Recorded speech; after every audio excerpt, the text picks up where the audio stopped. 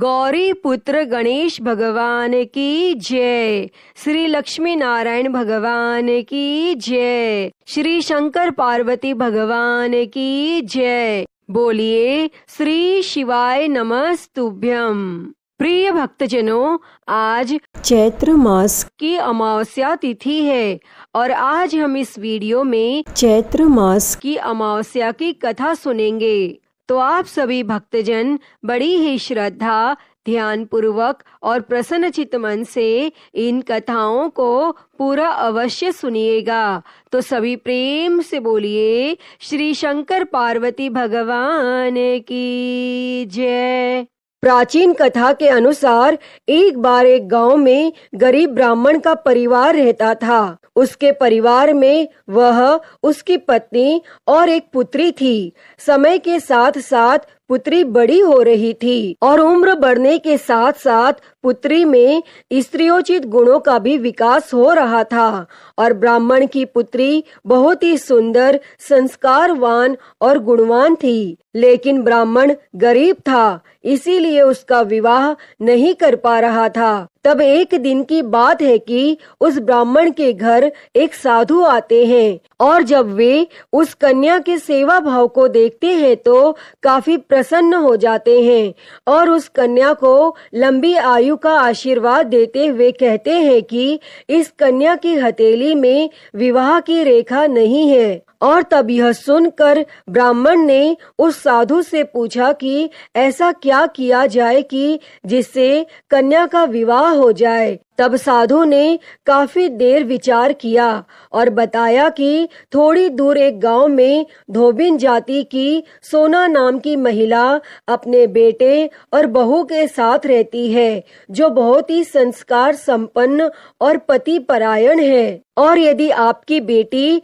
उसकी सेवा करती है तो सोना महिला इसकी मांग में अपनी मांग का सिंदूर लगा दे तो उससे इसकी शादी हो सकती है। और साधु ने यह भी बताया कि वह महिला कहीं भी आती जाती नहीं है। तब यह बात सुनकर ब्राह्मण अपनी बेटी से धोबिन की सेवा करने के लिए कहता है। और यह सब सुनने के पश्चात अगले दिन ही कन्या धोबिन के घर पहुंचकर उसका सारा काम करने के बाद घर वापस आ जाती है। और तब एक दिन सोना धोबिन अपनी बहू से पूछने लगती है कि तुम तो सुबह सुबह जल्दी उठकर सारा काम कर लेती हो और मुझे पता भी नहीं चल पाता। तब बहू कहती है कि मैं सोच रही थी कि आप सारा घर का काम कर लेती हैं और मुझे नहीं पता चलता। अब दोनों सास बहू यह सोचने लगती है कि यदि हम घर का काम नहीं कर रहे तो घर का काम कौन करके चला जाता है। तब अगले दिन वह सुबह जल्दी उठकर निगरानी पर बैठ जाती है और वह देखती है कि एक कन्या सुबह अंधेरे में आती है और घर का सारा काम करके चली जाती है। जब वह कन्या घर का सारा काम करके जा रही थी तो धोबिन उसके पैरों में गिर जाती है और पूछने लगती है कि तुम कौन हो और इस तरह से छुपकर मेरा काम क्यों कर जाती हो। तब ब्राह्मण की कन्या साधु द्वारा कही गई संपूर्ण बात उससे बताती है और सोना धोबिन पति परायण थी तो वह तैयार हो जाती है। उस समय उसके पति थोड़े अस्वस्थ थे और वह ब्राह्मण की कन्या के साथ जाते समय अपनी बहू से कह जाती है कि मेरे लौटने तक घर ही रहना। और जब सोना धोबिन अपनी मांग का सिंदूर उस कन्या की मांग में लगाती है तो इससे उसका पति मर जाता है। और जैसे ही यह बात धोबिन को पता चली तो वह घर से यह सोचकर चलती है कि कहीं रास्ते में पीपल का पेड़ मिलेगा तो उसे भौंरी देकर और परिक्रमा करने के पश्चात ही वह जल ग्रहण करेगी, क्योंकि वह घर से निर्जला ही चली थी और उस दिन सोमवती अमावस्या का दिन था। तब ब्राह्मण के घर पहुंचने के पश्चात उसने पूरे पकवान नहीं खाए। उसकी जगह उसने ईंट के 108 बार टुकड़े करके पीपल के वृक्ष को 108 बार भौंरी देकर परिक्रमा की और उसके पश्चात ही जल ग्रहण किया। तब ऐसा करने से उसके पति फिर से जीवित हो गए और उसी दिन से सोमवती अमावस्या का महत्व स्थापित हो गया। पीपल के वृक्ष में देवों का वास होता है और जो भी व्यक्ति इस अमावस्या के दिन व्रत कथा को ध्यान से सुनता है अथवा पढ़ता है, भगवान निश्चित ही उसकी सभी मनोकामनाएं पूरी करते हैं। इसीलिए सोमवती अमावस्या के दिन से शुरू करके जो व्यक्ति हर अमावस्या के दिन भौरी देता है उसके सुख और सौभाग्य में वृद्धि होती है। पीपल के पेड़ में सभी देवों का वास होता है, अतः जो व्यक्ति हर अमावस्या को न कर सके वह सोमवार को पड़ने वाली अमावस्या के दिन 108 वस्तुओं की भौरी देकर सोना धोबिन और गौरी गणेश की पूजन करता है, उसे अखंड सौभाग्य की प्राप्ति होती है। और ऐसी प्रचलित परंपरा है कि पहली सोमवती अमावस्या के दिन धान, पान, हल्दी, सिंदूर और सुपारी की भौरी दी जाती है और उसके बाद की सोमवती अमावस्या को अपने सामर्थ्य के हिसाब से फल, मिठाई, सुहाग सामग्री, खाने की सामग्री इत्यादि की भौरी दी जाती है और फिर भौरी पर चढ़ाया गया सामान किसी सुपात्र ब्राह्मण, ननंद या भांजे को दिया जाता है। अतः हे शंकर पार्वती भगवान जी, इस कथा को कहते, सुनते और हुंकारा भरते सभी पर सदैव अपनी कृपा बनाए रखना, सभी को अखंड सुहाग देना। तो सभी प्रेम से बोलिए श्री शंकर पार्वती भगवान की जय। प्रिय भक्तजनों, आइए अब सुनते हैं सभी मनोकामनाओं को पूरी करने वाली अगली कथा। एक राज्य में एक राजा और एक रानी रहते थे, जिनकी 4 संतानें थी, 2 लड़के और 2 लड़की। एक लड़की का नाम पूर्णिमा और दूसरी लड़की का नाम अमावस्या था। पूर्णिमा घर के कामों में निपुण थी और घर का पूरा काम करती थी और भगवान की पूजा अर्चना भी किया करती थी। इसके अतिरिक्त वह गौ माता की सेवा भी किया करती थी और उसकी दूसरी बहन अमावस्या ना ही घर का कोई काम करती थी और ना ही भगवान की पूजा अर्चना करती थी और ना ही गौ माता की सेवा करती थी। पूर्णिमा सर्वगुण संपन्न थी, फिर भी राजा और रानी अपने दोनों बेटों तथा पुत्री अमावस्या को ही प्यार करते थे और वह पूर्णिमा से प्यार नहीं करते थे, उसके साथ भेदभाव करते थे। राजा के चारों पुत्र और पुत्री धीरे धीरे बड़े हो रहे थे।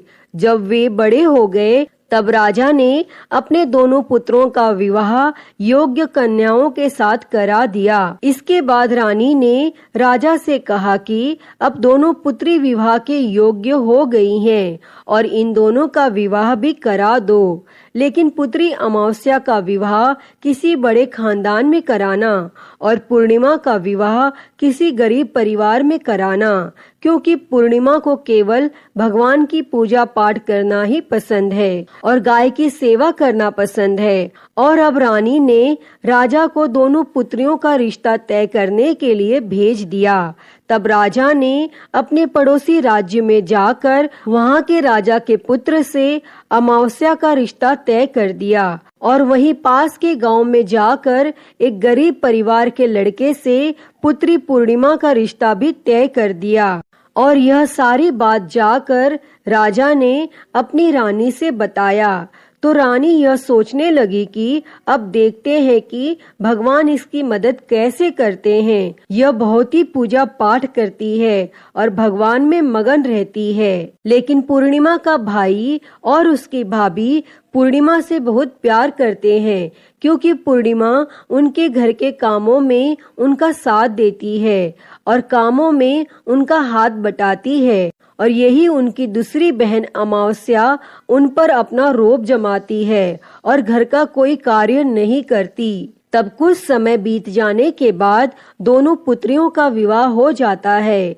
राजा और रानी विवाह के बाद अपनी दोनों पुत्रियों को विदाई देते हैं और विदाई देते समय राजा और रानी पुत्री अमावस्या को बहुत सारा धन और दौलत देकर विदा करते हैं और पूर्णिमा को कुछ भी नहीं देते, खाली हाथ अपने घर से विदा कर देते हैं। इसके बाद दोनों बहनें अपने अपने ससुराल को चली जाती हैं। तब कुछ दिन बीत जाते हैं और एक दिन अमावस्या अपने घर पर भगवान शिव जी की कथा रखती है, जिसमें वह सभी गांव वालों को निमंत्रण देती है, लेकिन अपनी बहन पूर्णिमा को नहीं बुलाती। और जब गांव की सभी औरतें अमावस्या के यहाँ जाती हैं तो यहाँ सब दृश्य पूर्णिमा अपने घर के दरवाजे के बाहर बैठकर देख रही होती है।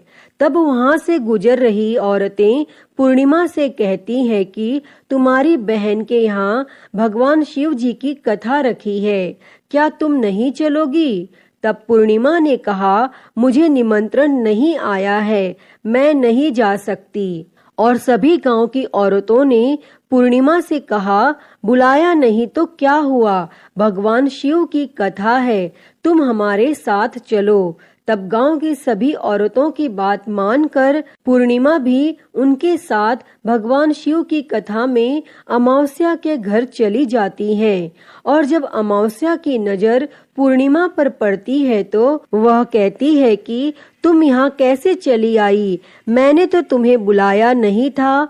खैर कोई बात नहीं, अब तुम आ ही गई हो तो चुपचाप बैठी रहना। और यह कहते हुए अमावस्या ने पूर्णिमा की गरीबी का भी मजाक उड़ाया। तब पूर्णिमा की आंखों में आंसू आ गए और वह रोते रोते मन ही मन में पूर्णिमा भगवान शिव से विनती करती है कि हे भगवान, क्या पूजा पाठ करना गलत है? गौ माता की सेवा करना गलत है? आखिर मेरी गलती क्या है? आप मुझ पर अपनी कृपा दृष्टि कब बनाएंगे? और पूर्णिमा बार बार भगवान शिव से यही कहती रहती। तब इतने में शिव कथा पूरी हो जाती है और अमावस्या भगवान का प्रसाद बांटने लगती है और वह सभी लोगों को प्रसाद देती है, लेकिन पूर्णिमा को वह प्रसाद नहीं देती। पूर्णिमा बिना प्रसाद के ही अपने घर लौट जाती है और रास्ते में वह यह सोचते हुए चलती है कि यदि बच्चे उससे कथा का प्रसाद मांगेंगे तो वह उन्हें क्या जवाब देगी। और तब उसने सोचा था कि वह अपने मायके अपने भाई भाभी के यहाँ जाएगी और वहाँ से अपने बच्चों के लिए कुछ लेकर आ जाएगी। ऐसा सोचते हुए वह अपने घर वापस लौट आई और घर वापस लौट कर आने के बाद वह अपने पति और बच्चों से कहती है कि वह अपने मायके जा रही है। तब पति ने कहा, ठीक है। और कुछ समय बाद पूर्णिमा अपने मायके के लिए रवाना हो गई। तब चलते चलते रास्ते में एक चबूतरा आया जिस पर तुलसी का पौधा लगा था और वहीं पर एक बूढ़ी अम्मा बैठी हुई थी। वह कोई और नहीं, साक्षात तुलसी माँ थी। और उस बूढ़ी माता ने पूर्णिमा से कहा, बिटिया तुम कौन हो और कहाँ जा रही हो? तब पूर्णिमा अपना परिचय देती है और परिचय देने के बाद बूढ़ी औरत ने पूर्णिमा से कहा कि यहाँ तुलसी का पौधा सूख रहा है, इसमें थोड़ा सा पानी डाल दो और इस चबूतरे की साफ सफाई कर दो, जिससे मुझे थोड़ी ठंडक मिलेगी। तब पूर्णिमा ने कहा कि ठीक है माँ, मैं तुलसी में पानी डाल देती हूँ और यहाँ की साफ सफाई भी कर देती हूँ। फिर पूर्णिमा ने साफ सफाई करने के बाद बूढ़ी अम्मा को भी नहला दिया और बूढ़ी अम्मा की भी सेवा की, उनके पैर दबाए और बूढ़ी अम्मा से कहा कि माँ जी और बताइए मैं आपकी क्या सेवा करूँ, और कोई काम है तो बता दीजिए, मैं वह भी कर दूंगी। तब बूढ़ी अम्मा ने कहा, कुछ नहीं, अब तुम जाओ और वापस आते समय मुझसे मिलते हुए जाना। तब पूर्णिमा ने बूढ़ी अम्मा से कहा, ठीक है माँ जी, मैं जाती हूँ और वापस आते वक्त आपसे मिलते हुए जाऊंगी। तब कुछ समय आगे चलने के बाद एक शिव मंदिर आया और वहाँ पर उसे एक बूढ़े बाबा मिले जो मंदिर के बाहर बैठे हुए थे और वह कोई और नहीं, साक्षात भोलेनाथ थे। उन्होंने पूर्णिमा से कहा कि कहाँ जा रही हो बेटी, तुम कौन हो? तब पूर्णिमा ने अपना परिचय दिया। तब उस बूढ़े बाबा ने पूर्णिमा से कहा, इस चबूतरे की और इस मंदिर की सफाई कर दो। तब पूर्णिमा ने मंदिर की और चबूतरे की साफ सफाई कर दी और वहां पर पूजा पाठ अर्चना भी की। और साफ सफाई पूजा अर्चना करने के बाद उसने बूढ़े बाबा को भी नहला दिया और उनसे कहा कि बाबा और कोई काम हो तो बताइए। तब बूढ़े बाबा ने कहा, नहीं बेटी, अब तुम जाओ और वापस आते वक्त मुझसे मिलते हुए जाना। तब पूर्णिमा ने कहा, ठीक है बाबा, मैं जाती हूँ, वापस आते हुए आपसे मिलते हुए जाऊंगी। और आगे चलते चलते कुछ दूर चलने के बाद पूर्णिमा को एक काली जी का मंदिर दिखा। वहाँ भी एक बूढ़ी अम्मा चबूतरे पर बैठी हुई थी और उस बूढ़ी औरत ने भी पूर्णिमा से कहा कि बेटी, तुम कौन हो, कहाँ जा रही हो। तब पूर्णिमा ने उस बूढ़ी औरत को भी अपना परिचय दिया और बूढ़ी औरत ने पूर्णिमा से कहा कि यहाँ पर सभी पूजा पाठ करने के लिए आते हैं, लेकिन मंदिर की साफ सफाई करने के लिए कोई नहीं आता, इसीलिए तुम मंदिर की और चबूतरे की साफ सफाई कर दो। तब पूर्णिमा ने कहा, ठीक है माता जी। और पूर्णिमा मंदिर की और चबूतरे की साफ सफाई कर देती है और पूजा पाठ भी करती है और माता जी का श्रृंगार भी कर देती है और उस बूढ़ी अम्मा को भी नहला देती है और बूढ़ी अम्मा के पैर भी दबाती है और कहती है कि सभी काम हो गया माँ जी, और कोई काम हो तो बताइए। तब बूढ़ी अम्मा कहती है कि नहीं बेटी, अब तुम जाओ, लेकिन वापस आते वक्त मुझसे मिलते हुए जाना। तब पूर्णिमा कहती है, ठीक है, और वह आगे चली जाती है। तब आगे चलते चलते एक नदी आती है। वहाँ पर भी एक बूढ़ी अम्मा बैठी रहती है और वह कहती है कि बेटी, तुम कौन हो और कहाँ से आई हो। तब उसे भी पूर्णिमा अपना परिचय देती है। तब बूढ़ी औरत पूर्णिमा से कहती है कि नदी पर स्नान करने तो यहाँ पर सब आते हैं, लेकिन यहाँ की साफ सफाई कोई नहीं करता, इसीलिए तुम इस किनारे पर साफ सफाई कर दो। तब पूर्णिमा कहती है, ठीक है माँ जी, और वह वहाँ की साफ सफाई कर देती है और उस बूढ़ी अम्मा के पैर दबा देती है और कहती है, माँ जी, और कोई काम हो तो बताइए। तब बूढ़ी औरत कहती है कि कुछ नहीं बेटी, तुम जाओ, लेकिन वापस आते वक्त मुझसे मिलते हुए जाना। और वह पूर्णिमा नाव में बैठकर नदी के दूसरे किनारे पहुंच जाती है और वह अपने मायके पहुंच जाती है और वहां पर पूर्णिमा के भाई और भाभी उसे देखकर बहुत खुश हो जाते हैं और वे पूर्णिमा की बहुत खातिरदारी करते हैं और उससे बहुत सारी बातें करते हैं और कहते हैं कि बच्चों को भी साथ में लेकर आती तो बहुत अच्छा होता। और अब कुछ समय के बाद पूर्णिमा ने वापस अपने ससुराल जाने को कहा तो उसकी भाभी ने उसके लिए एक साड़ी दी और थैले में बच्चों के लिए कपड़े और खाने पीने की कुछ चीजें रख दी और कहा कि तुम बहुत दिनों के बाद आती हो। और पूर्णिमा की भाभी ने यह थैला पूर्णिमा के हाथ में दे दिया और कहा कि जाओ और जल्दी वापस आना। इसके बाद पूर्णिमा वहां से अपने ससुराल के लिए रवाना हो गई और उसी नदी के किनारे पहुंची और नाव में बैठकर दूसरे किनारे पर उतर गई। और वहां उतरने के बाद वहां पर उसे वह बूढ़ी अम्मा मिली जो साक्षात गंगा मैया थी। और उस बूढ़ी अम्मा ने पूर्णिमा को एक थैला दिया और कहा कि इसे तुम अपने घर जाकर ही खोलना। और अब पूर्णिमा के पास 2 थैले हो गए थे और उन्हें लेकर पूर्णिमा वहां से रवाना हुई। आगे कुछ दूर चलने पर काली माँ का मंदिर आया और वहां पर काली माँ बूढ़ी माँ के रूप में विराजमान थी। तब बूढ़ी अम्मा ने कहा, आ गई बेटी पूर्णिमा। तब पूर्णिमा ने कहा, हाँ माँ जी, मैं आ गई।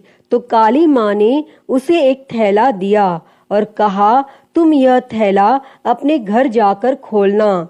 और अब पूर्णिमा के पास 3 थैले हो गए थे। तीनों थैली लेकर पूर्णिमा आगे बढ़ी और कुछ दूर जाने पर भगवान शिव जी का मंदिर आया, जहाँ बूढ़े बाबा के रूप में भगवान शिव जी स्वयं विराजमान थे। तब बूढ़े बाबा ने कहा, पूर्णिमा तुम वापस आ गई? तब पूर्णिमा ने कहा, हाँ बाबा, मैं वापस आ गई। तब बूढ़े बाबा ने भी पूर्णिमा को एक थैला दिया और कहा कि यह थैला तुम घर जाकर ही खोलना। तब पूर्णिमा ने कहा, ठीक है। और अब पूर्णिमा के पास 4 थैले हो गए थे और अब पूर्णिमा 4 थैले कैसे ले जाती। तब उसने एक पुरानी साड़ी निकाली और उन सभी थैलों का एक गड्ढा बनाया और अपने सर पर रखकर वहां से रवाना हो गई। तब कुछ दूर जाने के बाद उसे तुलसी माँ बूढ़ी औरत के रूप में मिलती है और कहती है, पूर्णिमा तुम आ गई? तब पूर्णिमा कहती है, हाँ माँ जी, मैं आ गई। तब वह बूढ़ी औरत भी उसे एक थैला देती है और कहती है कि यह थैला तुम अपने घर जाकर ही खोलना। तब पूर्णिमा कहती है, ठीक है माँ जी। और अब पूर्णिमा के पास 5 थैले हो गए थे। तब पूर्णिमा वहां से रवाना हुई और अपने घर पहुंच गई। तब पूर्णिमा ने सारा सामान नीचे रखा और सबसे पहले अपने मायके का थैला खोलकर देखने लगी तो उसमें बच्चों के लिए अच्छे अच्छे कपड़े और खाने पीने की चीजें थी और उसमें कुछ गहने भी थे। और पूर्णिमा ने कपड़े अपने बच्चों को दे दिए और खाने पीने की चीजें भी बच्चों को दे दी और बच्चे यह सब पाकर बहुत खुश थे। अब पूर्णिमा ने दूसरा थैला खोला जो उसे गंगा मैया ने दिया था। उसमें ढेर सारे हीरे जवाहरात, सोने चांदी आदि थे। इसके बाद अब पूर्णिमा ने तीसरा थैला खोला जो उसे काली माँ ने दिया था, तो उसमें बहुत सारा सोना श्रृंगार का सामान भरा हुआ था। इसके बाद पूर्णिमा ने चौथा थैला खोला जो उसे भगवान शिव ने दिया था। उसमें बहुत सारा धन संपत्ति भरा हुआ था और बहुत सारी खुशियां भरी हुई थी। इसके बाद अब पूर्णिमा ने 5वां थैला खोला जो उसे तुलसी माँ ने दिया था और वह थैला चावल, दाल और 7 प्रकार की खाने की चीजों से भरा हुआ था। अब पूर्णिमा के घर में किसी भी चीज की कमी नहीं थी। उसका घर धन धान्य से भरा हुआ था और परिपूर्ण था। अब पूर्णिमा और उसका परिवार सुख से जीवन व्यतीत करने लगा। अब पूर्णिमा के मन में विचार आया कि क्यों ना शिवजी की कथा कराई जाए। तब उसने शिवजी की कथा में एक कार्यक्रम रखा और पूर्णिमा ने गांव के सभी लोगों को निमंत्रण दिया और घर घर जाकर सभी लोगों को बुलाया। और पूर्णिमा अपनी बहन अमावस्या के घर भी गई और अमावस्या को भी भगवान शिवजी की कथा के लिए उसने अपने घर पर बुलाया। और जब अमावस्या पूर्णिमा के घर शिवजी की कथा में आई तो उसने देखा कि पूर्णिमा के घर में किसी भी चीज की कोई कमी नहीं है। इतना सारा धन दौलत देखकर अमावस्या आश्चर्यचकित हो गई। तब उसने पूर्णिमा से कहा कि तुम्हारे घर में इतनी धन दौलत कहाँ से आई। तब पूर्णिमा ने कहा, देखो बहन, तुमने शिवजी की कथा में मुझे नहीं बुलाया था, फिर भी मैं चली आई और तुमने मुझे प्रसाद तक नहीं दिया था और मेरी गरीबी का मजाक भी उड़ाया था। उसके बाद मैं अपने घर आ गई और घर आते हुए मन ही मन सोच रही थी कि अपने मायके जाऊंगी और मैं अपने मायके चली गई। तब जो कुछ घटना इस बीच हुई वह सभी घटना उसने अपनी बहन अमावस्या को बता दी। तब अमावस्या कहती है कि तुम भी मुझे प्रसाद मत दो और मुझे डांट लो, लेकिन पूर्णिमा ने कहा कि यह तो भगवान का प्रसाद है, मैं तो सबको दूंगी और तुम्हें भी दूंगी। फिर भी अमावस्या ने प्रसाद नहीं लिया और वह सीधे अपने घर चली गई और घर जाकर अपने बच्चों से कहकर वह अपने मायके जाने के लिए तैयार हो गई और मायके के लिए निकल गई। और उसे भी रास्ते में चलते चलते तुलसी माँ मिली जो चबूतरे पर बूढ़ी माँ के रूप में बैठी हुई थी। तब बूढ़ी माँ ने अमावस्या से कहा, बेटी कौन हो तुम, कहाँ जा रही हो? तब अमावस्या ने अपना परिचय दिया। तब बूढ़ी माँ ने कहा कि बेटी, यह तुलसी का पौधा सूख रहा है, इसमें थोड़ा सा पानी डाल दो और इस चबूतरे की साफ सफाई कर दो। इस पर अमावस्या ने कहा, बुढ़िया, तुझे दिखाई नहीं दे रहा कि मैंने इतनी महंगी साड़ी पहन रखी है, यह गंदी हो जाएगी। और वह ऐसा कहकर वहां से आगे चली गई। आगे जाने पर उसे भगवान शिव मिले और उन्हें भी अमावस्या ने ऐसा ही कहा। उसके बाद आगे जाने पर उसे काली माँ मिली और उन्हें भी अमावस्या ने यही सारी बातें कही।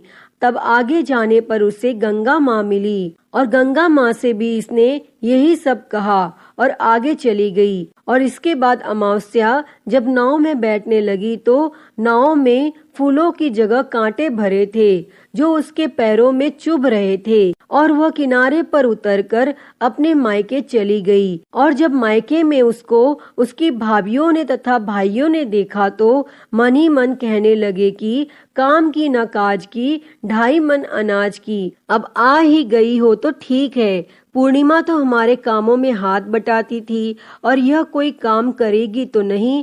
अब उन्होंने खाना बनाया और खा पीकर सभी सो गए। और अमावस्या जब सुबह उठी और अपनी भाभियों से कहा कि मैं अपने ससुराल जा रही हूँ, तब उन्होंने कहा कि ठीक है, जाओ।